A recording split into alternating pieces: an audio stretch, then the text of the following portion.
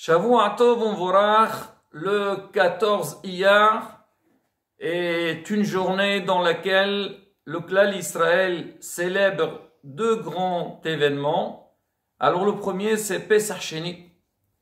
Pesach Sheni, c'est comme un jour de fête. C'est à l'époque, quand Am Israël, donc ils ont approché le Korban Pesach, il y avait des personnes qui n'ont pas eu la possibilité de le faire. Alors on leur a fait une dérogation de l'approcher un mois plus tard. C'est pour ça qu'aujourd'hui, on dit, beaucoup, ils ont le minhag de manger un morceau de matzah qui leur restait de la fête de Pesach. Alors les gens en général, ils mangent ça le 14 Iyar, c'est-à-dire le jour de Pesach Sheni, mais c'est rapporté que c'est bien aussi de manger la nuit du 15. Pourquoi? Parce qu'à l'époque, on sacrifiait le Korban le 14, mais on mangeait le soir du 15. Alors celui qui veut, alors il mange aussi bien le 14 que la nuit du 15. Mais la bracha rabotai pour les Sfaradim, c'est Boré, Mene, Mezonot. Seulement à Pesach, on fait Amos Elechem Ares, parce que à Pesach, c'est ça notre vrai pain. Et aujourd'hui, donc c'est Mezonot. Maintenant, autre chose, la veille de Pesach Sheni, à Minha, on ne fait pas Tahanoun. Beaucoup pensent qu'on ne fait pas Tahanoun le 14 Iyar parce que c'est la Hiloula de Rebbe Meir Baal HaNes. On dit non. La vraie raison, c'est Pesach Sheni. Alors la deuxième chose, deuxième événement, le 14 Iyar, c'est la Hiloula de Rebbe Meir Baal HaNes, Zchuto Tagen Alenu. Il est connu comme son nom l'indique, Rebbe Meir Baal HaNes, c'est qu'il a fait beaucoup de nissim. À la base, quand on dit Baal HaNes, c'est par rapport à ce qui s'est passé. La Gemara raconte que il y avait une histoire, et Rebbe Meir Baal HaNes, il a fait des nissim, et suite à cela, on a appelé Baal HaNes, mais aujourd'hui, alors beaucoup savent que si quelqu'un lo alenu velo alechem, il a un problème, il fait un vœu pour Rebbe Meir Baal HaNes, et Baruch Hashem, il a eu des yishuot, il a été délivré. Nous, si on dit, comme on dit, on doit renforcer notre émouna aux tzadikim qui ont un grand pouvoir à s'adresser à Kadosh Baruch Hu et prier pour nous. C'est pour ça, si vous allez aujourd'hui à Tveria, donc dans cette période-là, déjà, entre 14 Iyar jusqu'à les lois de Rabbi Shimon Bar Yochai, il y a énormément de monde qui viennent faire des vœux, des tfilot, les chvod tzadikim, et faire des demandes à Kadosh Baruch Hu chez Yoshia Otanu. On va raconter un petit peu, on va parler un peu sur la vie de Rebbe Meir Baal HaNes. Alors déjà, Rebbe Meir, c'est un des 5 élèves de Rebbe Akiva. Là, on vit la période du Omer. On sait que Rebbe Akiva, il a formé 24 000 élèves et malheureusement, ils sont tous morts pendant cette période de Omer.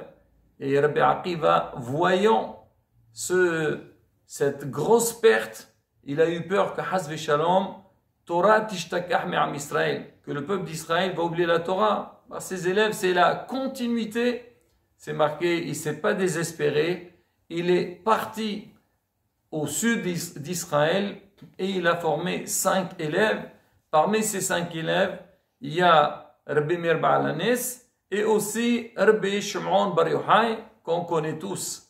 Alors maintenant, on dit que Rebbe Meir, il a brillé déjà dès son jeune âge et tout le monde a vu en lui quelqu'un de très très compétent dans l'étude de la Torah. Ce qui est intéressant à savoir que Rebbe Meir, c'est un descendant de convertis.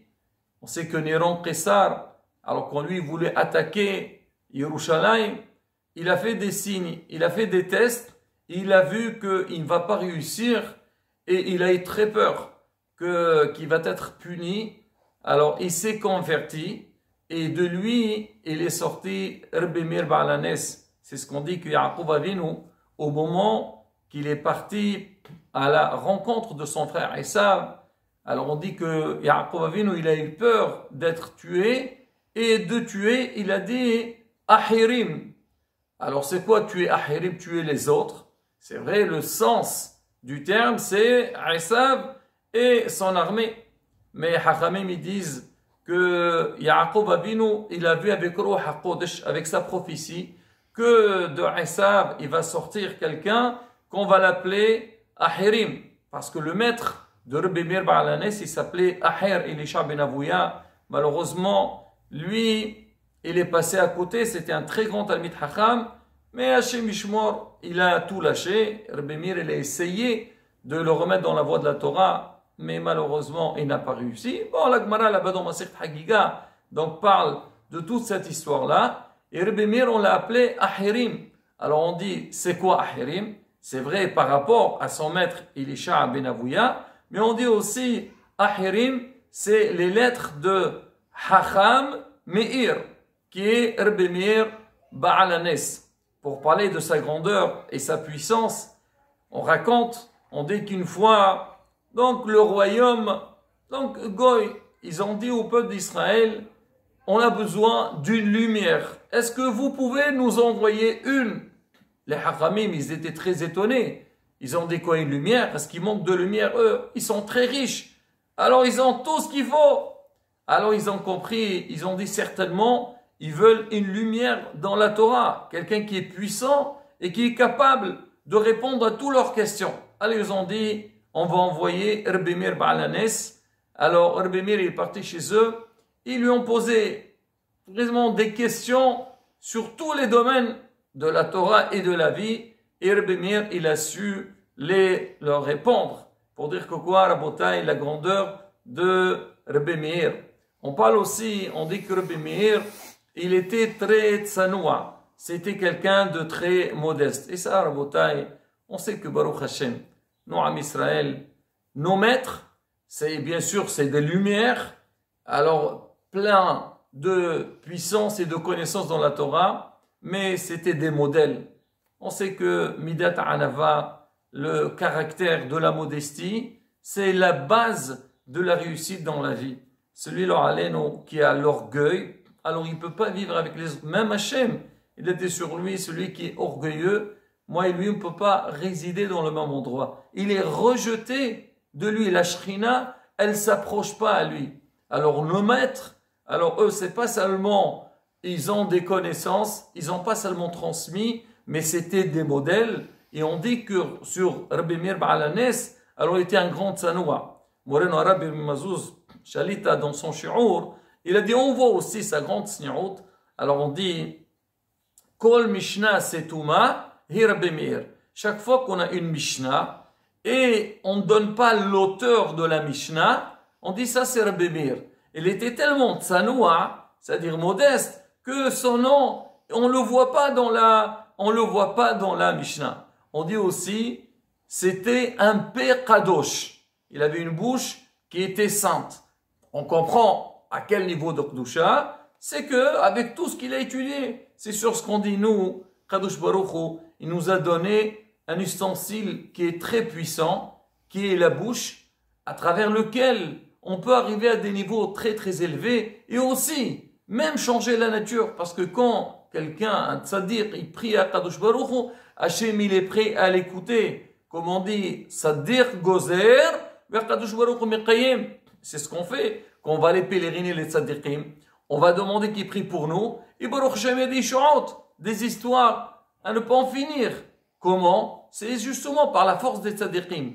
Alors on dit c'est ça le Père Kadosh, qu'on a une bouche qui est propre, c'est-à-dire on a fait attention de ne pas dire des mauvaises paroles, et on a fait attention d'étudier la Torah, de purifier notre bouche. Donc la bouche, elle devient un kili qui est très très important. Mais il y a aussi la Kedusha, c'est pas seulement au niveau de la parole, mais aussi au niveau de la kashrut. C'est ce qu'on dit, Be'ezrat Hashem, on parlera de ça dans un autre cours, que celui qui fait attention à la kashrut, il mange pas n'importe quoi, alors ça lui donne une Kedusha, donc on dit son cœur, il devient ouvert pour la réception de la Torah. Mais si Hasbe Shalom, on fait pas attention à la kashrut, on dit libo mitantem, son cœur il devient fermé, bouché, et il ne peut pas étudier la Torah. Alors on dit que sur Rabbi Meir Baal HaNes, on a dit au début du cours, avec l'histoire, donc il était chassé Rabbi Meir Baal HaNes, Une fois, alors les soldats, ils l'ont vu, ils ont dit certainement c'est lui. Alors Bémir, pour montrer que c'était pas lui, qu'est-ce qu'il a fait? Il est passé à côté d'un endroit où il y avait de la nourriture qui n'était pas cachère. Il a fait entrer son doigt à l'intérieur et il a sucé donc la nourriture. On dit en vérité, Rabbi Meir, il a fait semblant qu'il a mangé, mais en fait il n'a pas mangé. C'est-à-dire il a trempé un doigt, mais il a sucé un autre doigt. Alors que il était Bemakom Sakana, il était dans un endroit de danger, on pouvait l'attraper et le tuer, mais Rabbi Meir a dit non, moi je touche pas. Kdusha, c'est-à-dire faire attention à la kashrut. Alors maintenant, on raconte beaucoup d'histoires sur Rabbi Meir, mais il y a une histoire, parmi les histoires qu'on raconte, il y avait une fois, il s'appelait Rabbi Yudel.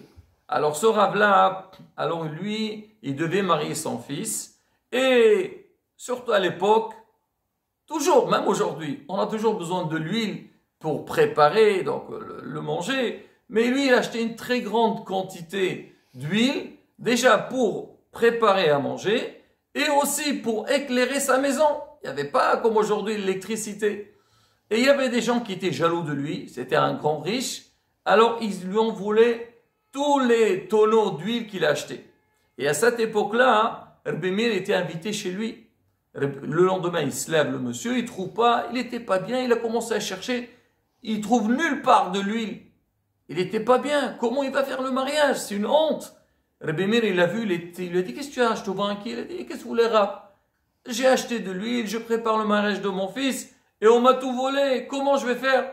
Rabbi Meir a dit, ne t'inquiète pas. Il a dit, dis-moi, est-ce que tu as même une petite fiole d'huile? Amène-la moi. L'autre, il cherche, bien sûr, qui n'a pas d'huile à la maison? Il lui a amené une petite bouteille. Alors Rabbi Meir a dit, amène-moi tout ce que tu as, tous les ustensiles que tu as. Et il a pris cette fiole, et Rabbi Meir, il verse l'huile dedans, elle se remplit, le tonneau, il se remplit jusqu'au bout. Il dit, amène-moi encore notre ustensile. Et vraiment, Rabbi Meir, il a eu un grand miracle, tous les ustensiles qu'il avait, il les a remplis avec de l'huile. Et le monsieur, il a fait le mariage de son fils. Alors les gens, les voleurs, ils ont entendu le miracle, ils sont tous partis chez lui, ils lui ont demandé pardon, il a dit Mehila, ce qu'on t'a fait, et ils ont compris donc la grandeur de Rabbi Meir. Rabbi Meir, il est intervenu aussi des fois dans la vie des gens quand il a vu qu'il y avait des problèmes de couple. On raconte, une fois Rabbi Meir, il était de passage, il a vu, il passait, il entendait des cris à la maison, un homme et sa femme, veille de Shabbat. Rabbi Meir, il a compris qu'il y a un problème de Shlom Bayit. Rabbi Meir, il a dit, je veux passer Shabbat chez eux. Il arrive là-bas, le monsieur voit, Rabbi Meir, qu'est-ce que tu fais ici? Il dit, regardez, je suis de passage, bientôt Shabbat, j'ai pas offert Shabbat, je peux venir faire chez vous? Il dit, mais bien sûr, venez, Bessimha, c'est un grand cadeau pour nous. Rabbi Meir passait tout le Shabbat, et le monsieur, il dit quoi? Rabbi Meir, il est là, on va faire des problèmes. Le mari, il était calme, sa femme aussi, ils ont fait un très bon Shabbat. Rabbi Meir, il est parti samedi soir. La semaine d'après, Rabbi Meir, il est de passage. Il leur dit, écoutez, pareil comme cette semaine, j'ai pas où passer Shabbat, je peux venir chez vous. Il a dit, Bissimha. Alors il a passé le deuxième Shabbat. Il a passé encore un troisième Shabbat. À la fin de Shabbat, ils ont entendu une voix il dit, oh là là, malheur pour, la voix dit pour elle, que Rabbi Meir, il m'a chassé de cette maison. Rabbi Meir, il a commencé à rigoler. Alors le hôte, il lui a dit, c'est quoi? Il a dit, sachez-le, le Satan, il vient chez vous à la maison pour faire des problèmes, entre dans votre vie du couple, et il vient tous les vendredis pour briser, surtout le Shabbat, c'est la journée la plus belle de la semaine. Alors il met des problèmes entre vous. Alors moi, qu'est-ce que j'ai fait? Alors je suis venu, maintenant 3 fois de suite passer Shabbat chez vous, et le fait que 3 fois, il n'y a pas eu de problème, ça y est, le Satan, il est parti. Donc le Satan n'était pas content, parce que, à cause de ma présence, alors lui, il ne pouvait plus venir chez vous. Et les gens, ils étaient contents, et Baruch Hashem, il a mis le shalom chez cette famille-là. Pour dire que quoi, la grandeur de nos sadiqim, c'est pas seulement, ils étaient dans l'imoud à Torah, même il intervenait à tout niveau. Chaque fois qu'il voyait que quelqu'un qui est dans le besoin, qui a besoin d'un conseil, qui a un problème, ils sont là. Je vais finir.